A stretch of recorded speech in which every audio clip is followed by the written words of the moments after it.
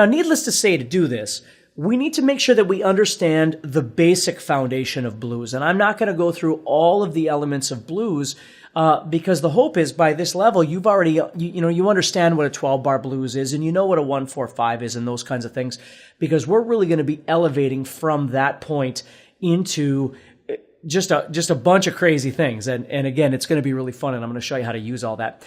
But I would like to make sure that we're both on the same page. So let's make sure that you understand this terminology a little bit.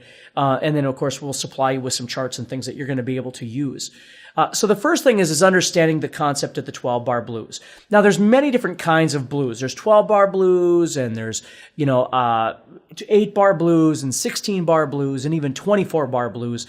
Everything that we're going to be doing is basically going to be played in A. So we're going to be using A minor pentatonic, A major pentatonic, and then all of these crazy elements that are going to enhance the minor and the major side of things. So what I want to make sure that you understand is how the 12-bar blues is set up in its basic form. We've got a 1, right? We go 1, second measure, third measure, fourth measure, 4 chord, back to the 1, 5, 4 chord, back to the 1, back to the 5.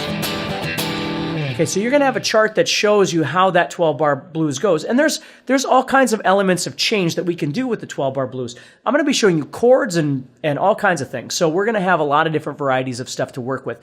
But make sure you understand that, because one of the most important elements of learning how to solo effectively, whether it's blues or anything else, is that you have to understand what you're actually soloing over. You need to know what the chords are. You need to know where the changes are. You need to be aware of the rhythm, the tempo, the groove, all of those kind of things to make your soloing effective. And so these are really important, basic elements that you need to start with.